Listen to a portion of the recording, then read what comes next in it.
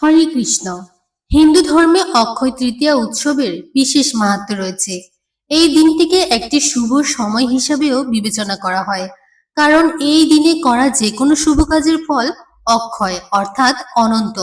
পঞ্জিকা অনুসারে বৈশাখ মাসের শুক্লপক্ষের তৃতীয় দিন 19 এপ্রিল সকাল 10টা বেজে 48 মিনিটে শুরু হবে। তৃতীয়া 20 এপ্রিল সকাল 7টা বেজে 27 মিনিটে শেষ হবে। অক্ষয় তৃতীয়া সকলের কাছেই এক মহাপুণ্যদায়ক উৎসব। বলা হয় এদিন সূর্য ও চাঁদ উভয়ের ঔজ্জ্বল্যই একেবারে তুঙ্গে থাকে। তাই যা কিছু শুভ, মঙ্গলজনক ও ভবিষ্যতের অবলম্বন তা এই দিনেই শুরু করে থাকেন সনাতন ধর্মাবলম্বী মানুষ। সামাজিক উৎসবের পাশাপাশি দোকানে দোকানে চলে পুজো, হালখাতা, নতুন লক্ষ্মী গণেশ, খরিদ্দারকে মিষ্টির প্যাকেট আর ক্যালেন্ডার প্রদান। কিন্তু এই তো গেল লোকাচারের কথা। আমরা কয়জনই বা জানি অক্ষয় তৃতীয়ার মাহাত্ম্য?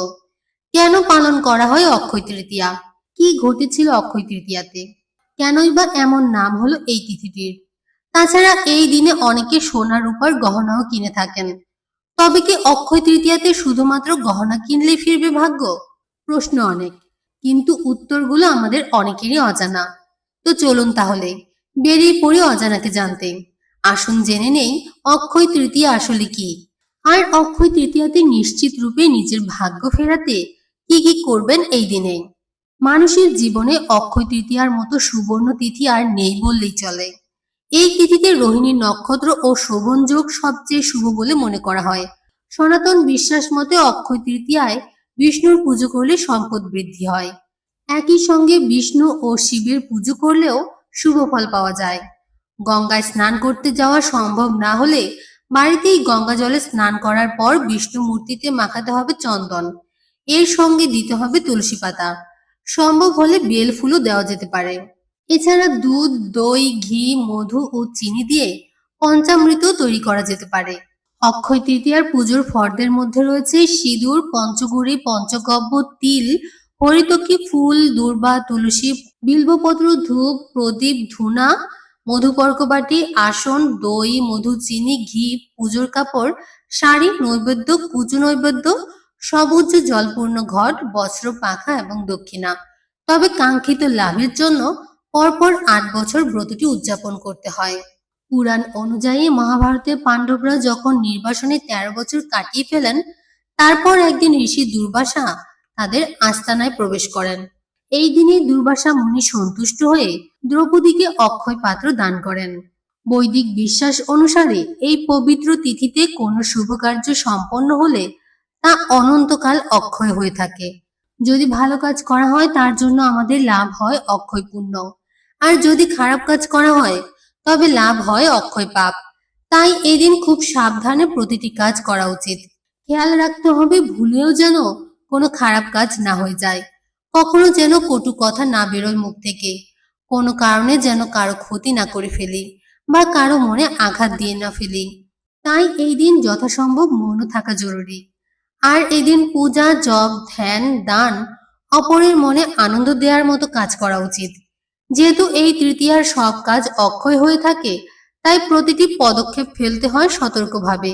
এই দিনটা ভালোভাবে কাটানোর অর্থ সাধন জগতের অনেকটা পথ একদিনে চলে ফেলা। প্রশ্ন হচ্ছে, কি ঘটেছিল অক্ষয় তৃতীয়ার পূর্ণ লগ্নে?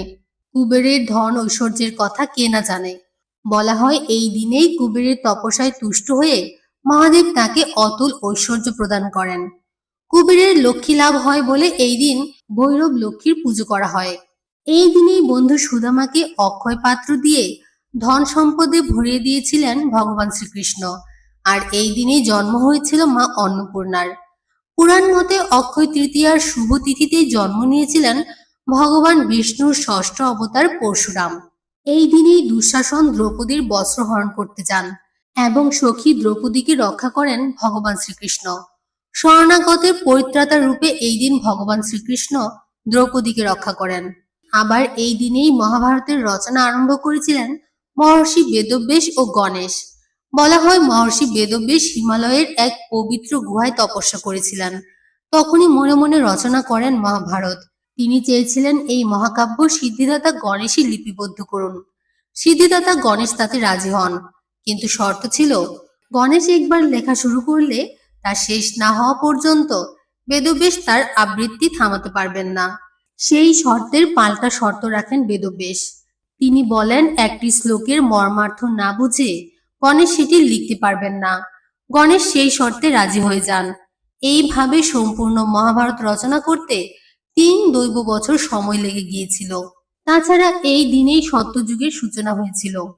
বলা হয় রাজা ভগীরথ এই দিনই গঙ্গা দেবীকে মর্তে নিয়ে আসেন পূর্বপুরুষদের মুক্তি দেবেন বলে। অক্ষয় তৃতীয়া পুরীর জগন্নাথ দেবের মন্দিরেরও একটি তাৎপর্যপূর্ণ দিন। অক্ষয় তৃতীয়ার শুভ দিনেই পুরী ধামে জগন্নাথ দেবের রথযাত্রা উপলক্ষে রথ নির্মাণ শুরু হয় এবং কেদারনাথ, বদ্রীনাথ, গঙ্গোত্রী ও যমুনোত্রী এই 4 ধামের মন্দির 6 মাস বন্ধ থাকার পর অক্ষয় তৃতীয়াতে এগুলো আবার খুলে দেওয়া হয়। দ্বার খুললেই দেখা যায় সেই অক্ষয় প্রদীপ, যা 6 মাস আগে জ্বালিয়ে মন্দিরের দ্বার বন্ধ করা হয়েছিল।